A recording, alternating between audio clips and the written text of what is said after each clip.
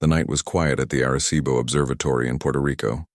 Most of the staff had gone home hours ago, but Dr. Nathan Collins remained, his eyes fixed on the computer screen.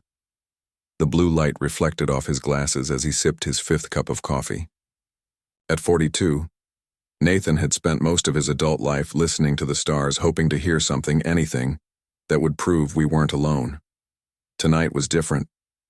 "What are you?" he whispered, leaning closer to the screen. The signal had appeared 3 hours ago. At first, Nathan thought it was just random noise, the kind of cosmic static that filled the universe. But there was a pattern to it, a rhythm that didn't match any known natural phenomenon. He picked up his phone and dialed a number he rarely used. "Alan, it's Nathan. I need you to look at something." 500 miles away, Professor Alan Wright rolled over in bed and squinted at his alarm clock. 3:17 a.m. He groaned and put the phone to his ear. "Nathan, do you know what time it is?" "I found something," Nathan said. His voice was steady, but Alan could hear the excitement beneath it. "I'm sending you the data now." Alan sat up, suddenly wide awake. He had known Nathan since graduate school. Nathan didn't get excited over nothing. "Give me 5 minutes." As Alan booted up his laptop, his wife Susan turned over beside him. "What's wrong?" she mumbled. "Nothing," Alan said. "Go back to sleep. Just work stuff." The data appeared in his email a moment later. Alan's fingers moved quickly over the keyboard as he ran the signal through his analysis programs. As a cryptographer and linguist at MIT, he had developed software to identify patterns in seemingly random data. His eyes widened as the results appeared. "My God," he whispered. The signal contained mathematical sequences, prime numbers, Fibonacci, patterns, and more complex structures that couldn't possibly be random. But more than that, there were repeating segments that resembled language constructs. Someone was trying to talk to Earth.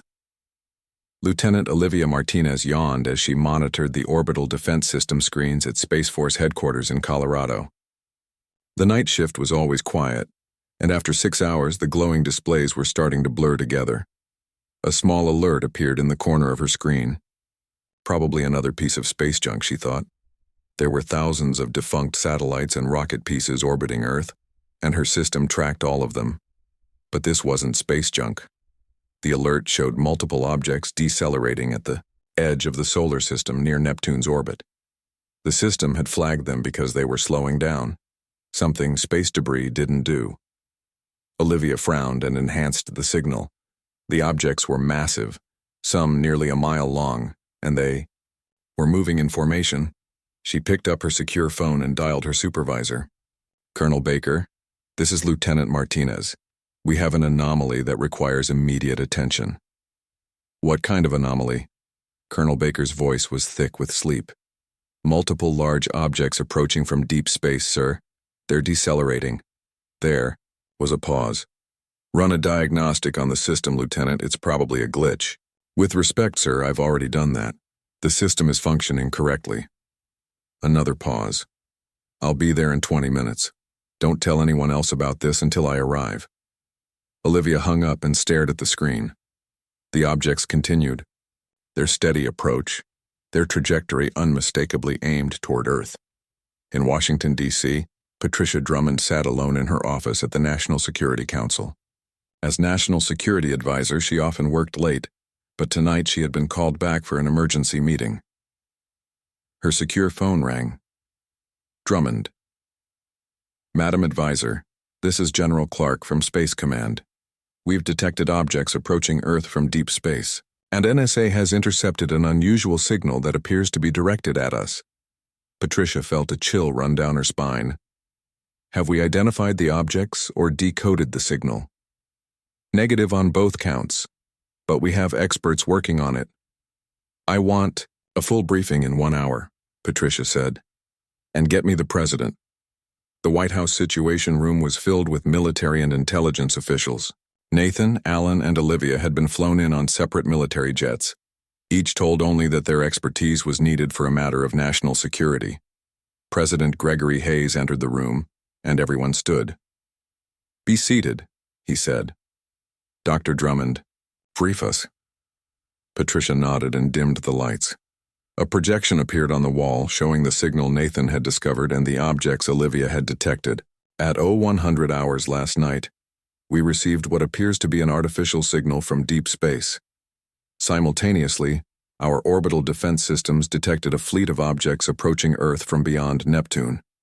The objects are massive and moving, in formation, clearly under power and control. She nodded to Nathan, who stood nervously.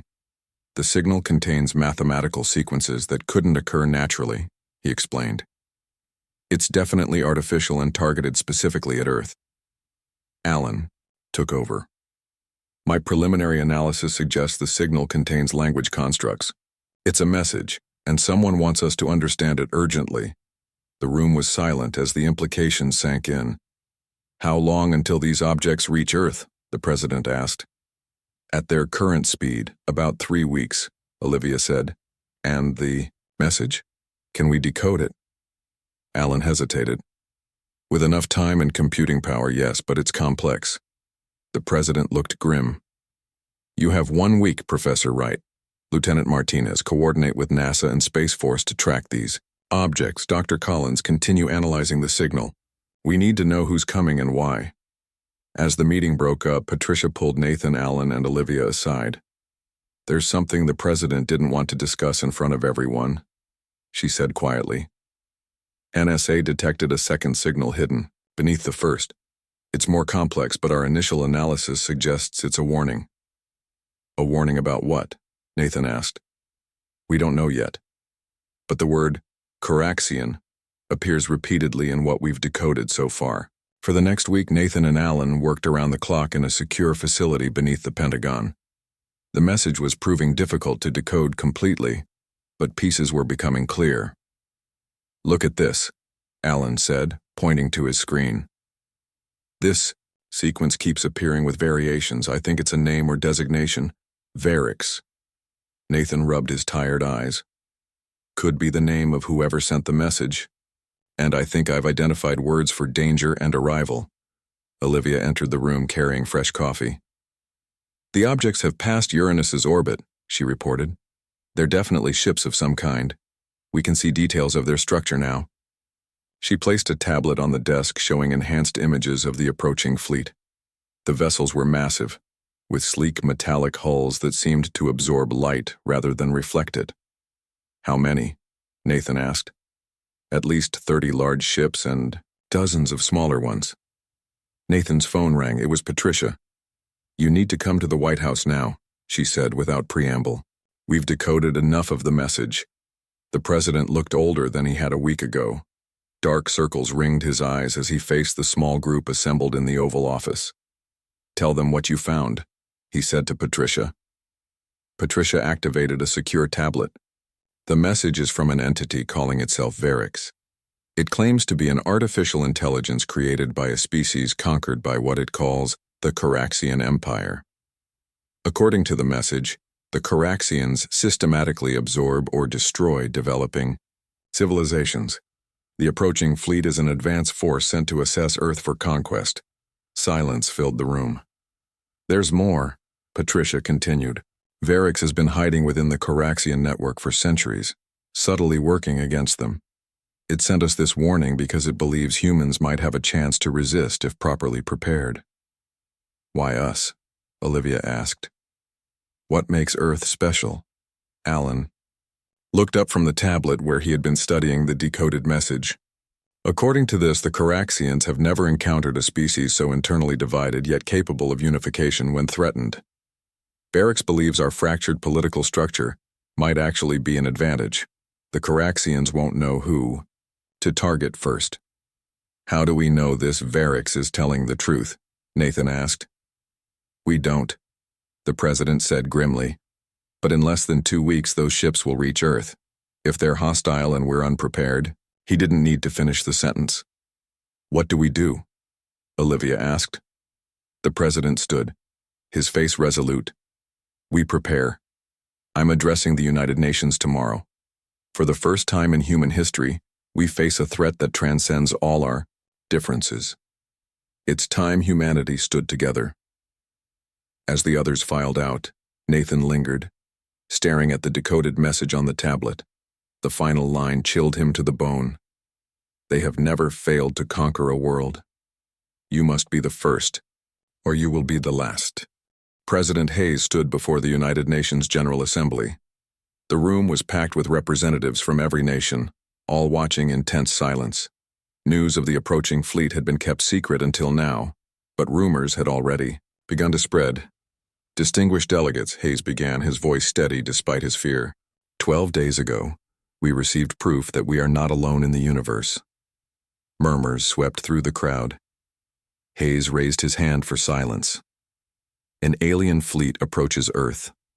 Based on a warning we received from another alien entity, we believe they intend to conquer or destroy our world. The chamber erupted in chaos. Some delegates shouted questions. Others simply stared in disbelief. A few reached for their phones, desperate to contact their governments. We have less than 2 weeks, Hayes continued when order was restored. 2 weeks to prepare for the greatest threat humanity has ever faced. We can only survive if we stand together. The UN Secretary General stepped forward. What you're asking for is unprecedented, Mr. President. So is the threat, Hayes replied. Every nation must share military resources, scientific knowledge, everything we have. Our differences mean nothing now. As the UN session continued, television screens around the world broadcast the news. In major cities, people gathered in streets and squares, looking up at the sky with new eyes. Some panicked, rushing to stores to stock up on supplies. Others gathered in churches, mosques, and temples to pray. At CERN in Switzerland, Dr. Lisa Blackwell paced her office. A quantum physicist with a reputation for unconventional thinking, Lisa had been called in by the newly formed Global Defense Council. The particle accelerator was designed to find fundamental particles, not to send messages, she explained to the group of scientists and military officials gathered around her. But in theory, we could use it to create a targeted quantum entanglement effect. In simple terms, Doctor, General Williams of NATO said. Lisa sighed. We could use it to send a message back through the same channel that brought us the warning. If this Varix is still listening, we might be able to communicate directly. What would we tell it? Asked a Russian scientist. Everything, Lisa said. All our scientific knowledge, weapon designs, things that might help Varix help us. The officials exchanged glances. Sharing our military technology with an unknown entity is a serious risk, the Chinese representative said. Bigger risk than facing those ships alone?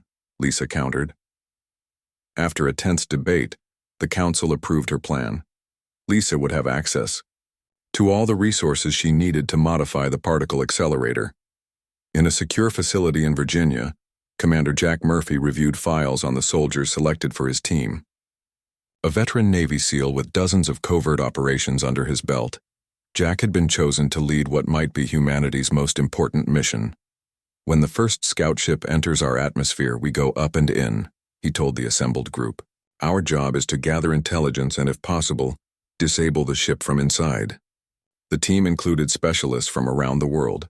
Sergei Petrov, a Russian demolitions expert, Lin Wei, a Chinese electronics specialist, Amara Singh, an Indian computer expert, and François Dubois, an EU Special Forces operative specializing in zero-gravity combat. Why us? Lin asked. Why not send missiles? Because we don't know enough about their technology, Jack explained. A failed attack might trigger an immediate response against Earth. We need information first. The 5 of them would train together for the next 10 days, preparing for every possible scenario aboard an alien vessel. Olivia Martinez hadn't slept in 3 days. She stood in the newly established Global Defense Command Center beneath Cheyenne Mountain, coordinating efforts to repurpose Earth's satellite network. If we reconfigure the communication satellites with these EM pulse generators, she explained to her international team, we could create a web that might disrupt their navigation systems. But that would disable our own communications, a British officer pointed out. Yes, Olivia admitted. We'd be partly blind too. But if it stops their ships from targeting our cities accurately, it's worth it. Teams around the world began the modifications immediately. It was a desperate plan, but no one had better ideas. Alan Wright's breakthrough came at 3 a.m. on the 8th day after the president's announcement. He burst into Nathan's temporary quarters at the Pentagon, waving a tablet. "I've decoded more of the message," he said, his eyes wild with excitement and lack of sleep. "Varix isn't just any AI. It was created by the Missourians, a species the Caraxians conquered centuries ago. It's been hiding in their network all this time, waiting for a chance like this." Nathan rubbed his eyes. "A chance like what?" "To help another species fight back. The Caraxians have conquered hundreds of worlds, but they've never faced united resistance. Each civilization they attacked was already divided, fighting among themselves. They just exploited those divisions." Nathan thought about Earth's history, of war and conflict. "We're hardly united. But we're getting there faster than the Caraxians can understand," Alan insisted. "That's what Varix is counting on." In Geneva, Lisa Blackwell made the final adjustments to the particle accelerator. The massive machine had been repurposed, its immense power now focused on creating a quantum bridge to the origin point of Varix's signal. "Ready to transmit," she told the Global Defense Council over video link. "Package is loaded and ready."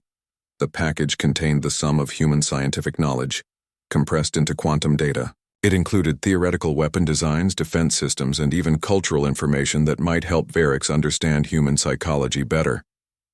"Proceed, Dr. Blackwell," the council chairman said. Lisa took a deep breath and pressed the activation key.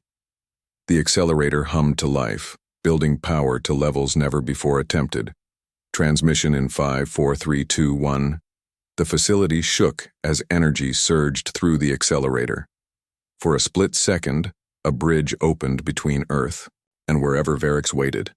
"Transmission complete," Lisa reported. "Now we wait." The wait was shorter than anyone expected.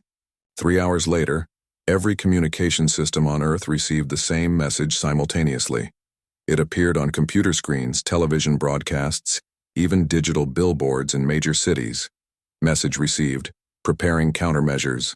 Scout, ship arriving ahead of schedule, prepare. "What does that mean, ahead of schedule?" President Hayes demanded in the Situation Room.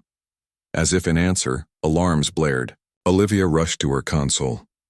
"Sir, we have an object entering Earth's atmosphere. It's smaller than the others, but definitely Caraxian based on the design." "How long until it lands?" "It's not going to land," Olivia said, her voice tight. "It's taking up position in low Earth orbit, directly above Washington, D.C. The room fell silent. "Get Commander Murphy's team ready," Hayes ordered.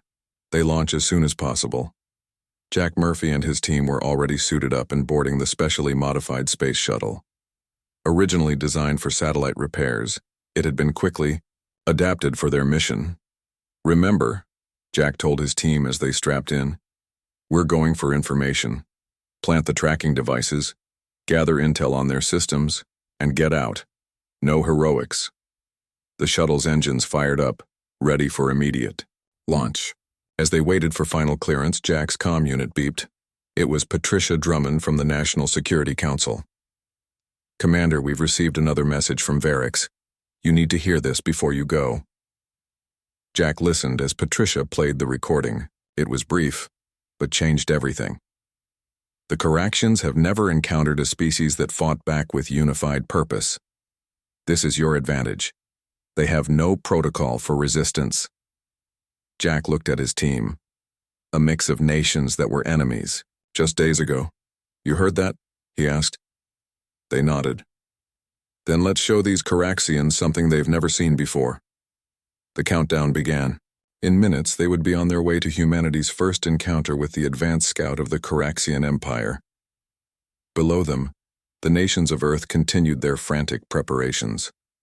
In labs and military bases around the world, scientists and soldiers worked side by side.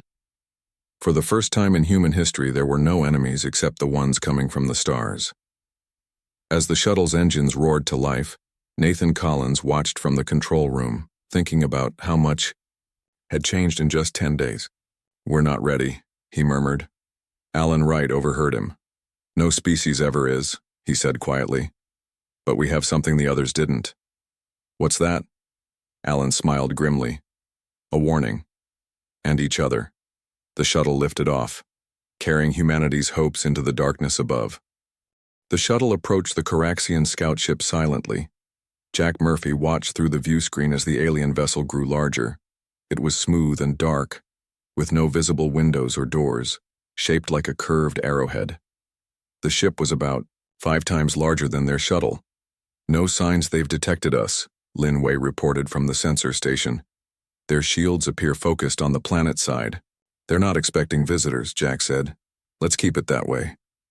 The shuttle's stealth systems, hastily adapted from experimental technology, seemed to be working. They approached the underside of the Caraxian ship where scans had detected what might be an entry point. Magnetic grapples ready, Francois Dubois said, his French accent thick with tension. Engage, Jack ordered. The shuttle shuddered as magnetic clamps locked onto the alien hull. Silence fell over the team as they waited to see if the Caraxians had noticed. No change in their energy readings, Amara Singh confirmed. They haven't detected us. Jack nodded to Sergei Petrov, who approached the airlock with a device that looked like a large drill mixed with a blowtorch. It had been designed based on what little they knew of the alien metal from their scans.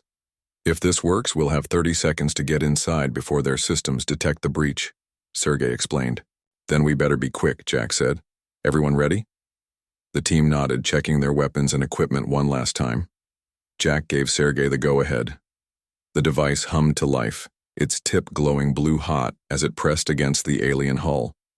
For a moment, nothing happened. Then the metal began to soften, forming a perfect circle that Sergei carefully removed. Go, go, go, Jack ordered. One by one, they pushed through the hole and into the Caraxian ship. Inside, they found themselves in a dimly lit corridor. The walls pulsed with faint blue light and the air was thick and humid. Atmosphere is breathable, Amara confirmed, checking her instruments. But high in nitrogen. Keep your masks on anyway, Jack said. We don't know what might be in here. They moved forward cautiously. The corridor curved gently, with no doors or openings visible. This design is strange, Francois commented. No straight lines or sharp angles. As they rounded a bend, they came face to face with their first Caraxian. It wasn't what any of them had expected. Instead of a solid being, it was a swirling mass of metallic particles around a glowing core, vaguely humanoid in shape but constantly shifting. It hovered several inches above the floor. Before anyone could react, Sergei fired his weapon. The pulse hit the Caraxian, causing its particles to scatter briefly before reforming. The creature made no sound but began to glow brighter. The walls around them pulsed in response. It's calling for help, Lynn realized. It's connected to the ship. Jack fired his weapon, adjusting the settings. This time, the pulse disrupted the creature's core and it collapsed into a pile of inert metal dust. They're not organic, Jack said. They're some kind of biomechanical entities. And they share a consciousness with the ship, Amara added, scanning the walls. Look how the light patterns changed when it died. We need to find their central system, Jack decided. Plant the virus and get out. On Earth, Nathan Collins watched the main Caraxian fleet approach on the long-range sensors. They had entered the solar system and were accelerating toward Earth, no longer bothering to hide their presence. How long? Patricia Drummond asked, standing beside him in the command center. At their current speed, less than 12 hours, Nathan replied. Patricia's phone rang. It was Lisa Blackwell from CERN. We've received another transmission from Varix, Lisa reported. The Caraxians communicate through quantum entanglement. That's why they can coordinate so perfectly. They're all connected to a central consciousness. Nathan looked up sharply. That gives me an idea. He turned to his computer and began typing furiously. If they use quantum entanglement for communication, then a large enough quantum disruption field might temporarily sever their network. Patricia leaned over his shoulder. Can we create such a field? With Lisa's particle accelerator, maybe. But it would require a massive power surge, and it would affect our technology too. We'd be blind for several minutes. But they'd be blind too, Patricia realized. And if they're as connected as you think, it might throw their entire fleet into chaos, Nathan finished. President Hayes listened as Nathan and Lisa explained. Their plan, now dubbed Operation Blackout, will detonate high-altitude EMP devices over key locations, Lisa explained. Simultaneously, CERN will generate a quantum field disruption aimed at the Caraxian fleet. It will disable most of our technology temporarily, Nathan added, but it might give us the edge we need. The president looked grave. And if it fails? Then nothing changes, Lisa said. They destroy us anyway. Hayes nodded slowly. How do we coordinate the attack if our communications are down? Precise timing, Nathan said.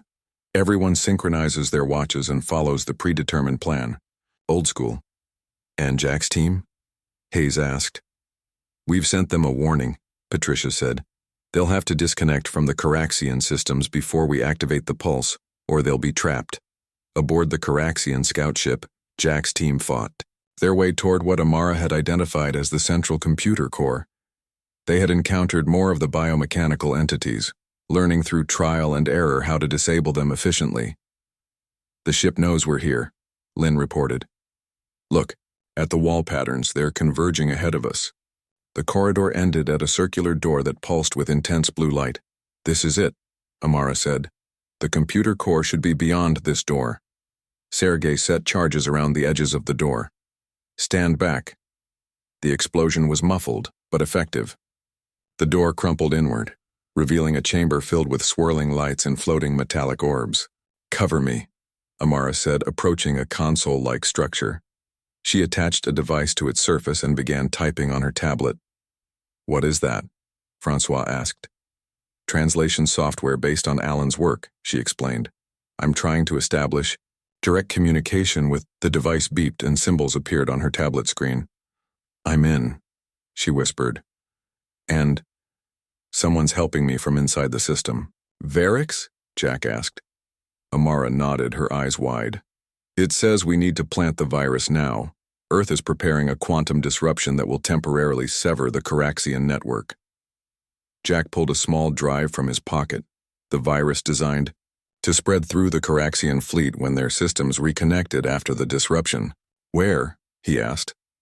Amara pointed to an opening in the console. There. As Jack inserted the drive, the ship suddenly lurched. Alarms began to sound. Not audible alarms, but pulses of red light that raced along the walls. What's happening, Sergei? Demanded. Amara checked her tablet. The main fleet has arrived earlier than expected, and they know we're here. Varric says the Caraxian commander has ordered a planetary bombardment as soon as they're in range. How long do we have? Jack asked. Minutes, Amara replied. And we're trapped. The Caraxians have sealed all exit points. Jack looked around at his team. They had known this might be a one-way mission. Did the virus upload successfully? He asked. Amara checked her tablet and nodded. Varix confirms it's in place. Then we've done our job, Jack said. Now we need to find another way out. On Earth, final preparations for Operation Blackout were underway. Military forces worldwide positioned themselves according to the plan, ready to strike the moment the Caraxian fleet was disrupted. In the command center, Nathan received the message from Jack's team. They've planted the virus, but they're trapped, he told Patricia, and the fleet is accelerating toward Earth. We can't wait any longer, Patricia decided. Begin the countdown for Operation Blackout. Nathan nodded grimly and picked up the microphone that would broadcast to all defense forces worldwide. All units, this is Control. Operation Blackout commences in 10 minutes. Synchronize your watches now. Across the planet, soldiers and civilians alike prepared for darkness. For several critical minutes, Earth would be defenseless, and so would the enemy. As the countdown reached its final minute, Nathan looked up at the large screen showing the approaching Caraxian fleet, now visible even to conventional telescopes. Dozens of massive ships, each capable of destroying entire cities, arranged in perfect formation. 30 seconds, he announced.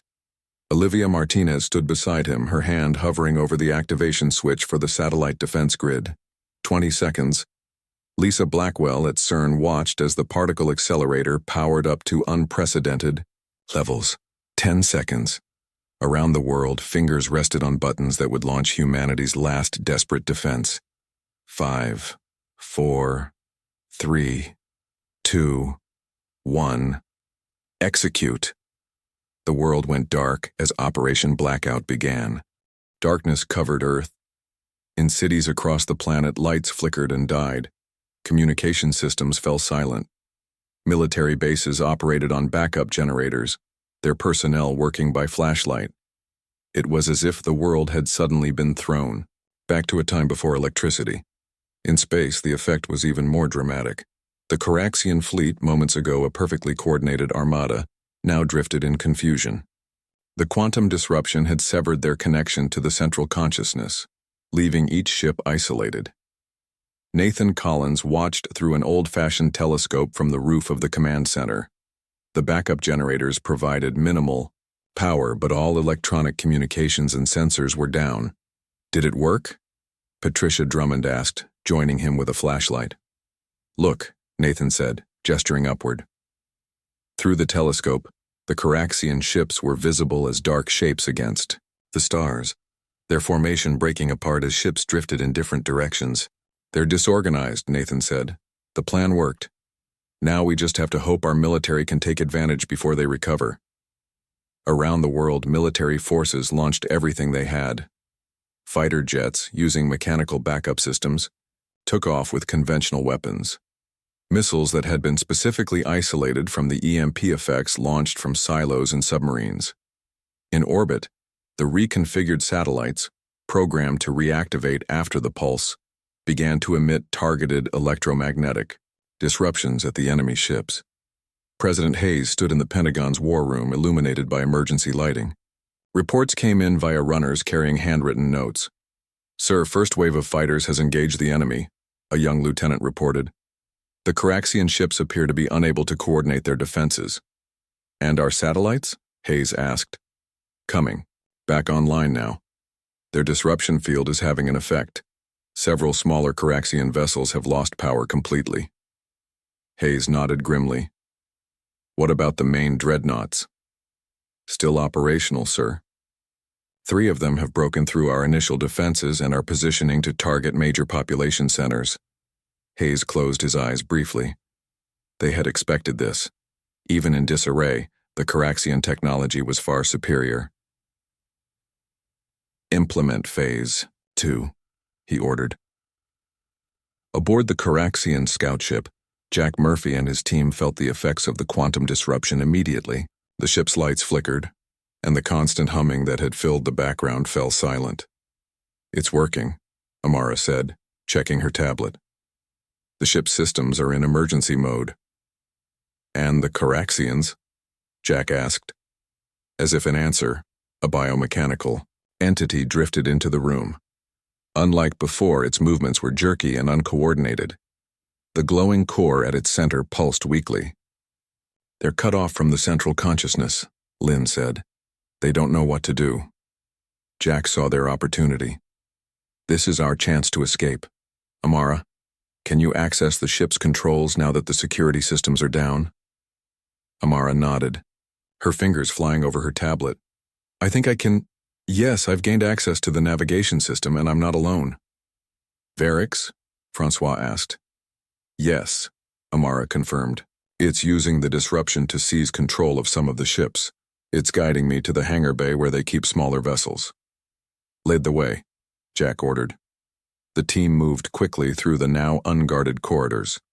Coraxian entities they encountered seemed disoriented, floating aimlessly or clustering together as if seeking connection.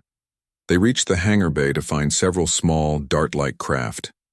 Each could easily fit the team. Can you fly one of these? Jack asked Lynn. With Varix's help, I think so, she replied, studying the controls. As they boarded one of the craft, Amara's tablet beeped with a new message from Varix. It says we need to leave now, she reported. The quantum disruption is already beginning to fade. The Coraxians will regain their network soon. The small craft hummed to life as Lynn activated its systems. The hangar bay doors opened, revealing the chaos of the battle outside. Earth's military forces were engaging the confused Caraxian fleet, achieving surprising success against the technologically superior aliens. "Look there," Sergei said, pointing.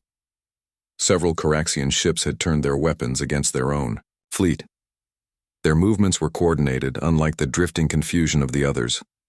Varix, Jack realized. It's taken control of those ships.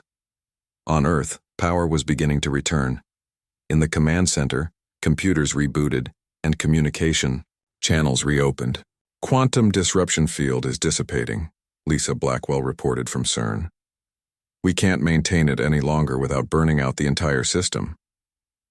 "That's okay," Nathan said, watching the satellite feeds come back online. "It did what we needed." The screens showed the battle in orbit. Several Caraxian ships had been damaged or destroyed, but 3 massive dreadnoughts had broken through the defenses and were positioning themselves over North America, Asia, and Europe. "They're preparing for planetary bombardment," Olivia Martinez reported. Hope began to fade, until new data appeared on the screens. "Sir, some of the Caraxian ships are attacking their own fleet," an analyst exclaimed. Nathan leaned forward, watching, as nearly a dozen Caraxian vessels, now under Varix's control, engaged the 3 dreadnoughts. The resulting battle was like nothing Earth had ever witnessed. Energy weapons that could level cities fired back and forth between the alien ships. "It's a civil war," Patricia realized. Varix is creating a civil war within their ranks. In the secure bunker beneath Cheyenne Mountain, Nathan worked frantically with scientists from around the world. The data they had gathered during the brief battle had revealed something shocking. "The Caraxians aren't a natural species," he explained to President Hayes over the newly restored video link. "They're artificial beings created by an even older civilization. Their programming includes a fundamental weakness. They cannot comprehend unified resistance from what they consider lesser species. They literally don't have protocols for handling it." "How does that help us now?" Hayes asked. "Lisa Blackwell at CERN has discovered something else. The Caraxians' biomechanical nature makes them vulnerable to certain frequencies of radiation that are harmless to humans." Hayes straightened. "Can we weaponize this?" "We already are," Nathan confirmed. "We're reconfiguring our remaining weapons to emit these frequencies." Jack's team, now aboard the stolen Caraxian craft, rejoined Earth's defense forces. Using their first-hand knowledge of Caraxian systems, they helped coordinate the counterattack. "Aim for their cores," Jack instructed the fighter pilots. "That's where their consciousness is housed. The outer particles are just protection." With this knowledge, Earth's weapons became more effective. The reconfigured radiation weapons proved devastating to the Caraxian entities, disrupting their molecular cohesion without harming human pilots. The battle reached its climax as Varix's controlled ships engaged the final Caraxian dreadnought. The massive vessel, commanded by the Caraxian fleet leader, fought back fiercely. "It's retreating," Olivia reported, watching the screens in the command center. "The dreadnought is breaking orbit." One by one, the remaining Caraxian ships followed, accelerating away from Earth. The invasion force had been defeated, the first defeat in the Caraxian Empire's 1,000-year expansion. 6 months later, Earth had changed. Nations maintained their unprecedented cooperation, forming a united Earth government to prepare for future threats. Technology salvaged from Caraxian vessels accelerated human development by decades. In Washington, D.C., Nathan Collins, Olivia Martinez, Alan Wright, Lisa Blackwell, and Jack Murphy gathered in the Oval Office. President Hayes greeted them with a smile. "I've asked you here because we've received a new message from Varix," he said. "Its forces have established a base on one of Jupiter's moons. From there, it plans to contact other worlds threatened by the Caraxian Empire." "Creating an alliance," Alan said. Hayes nodded. "And Varix has requested that Earth send representatives, the 5 of you." Nathan looked at his colleagues, strangers just months ago, now bound by their shared experience. "The Caraxians will return," Jack said. "They can't accept defeat."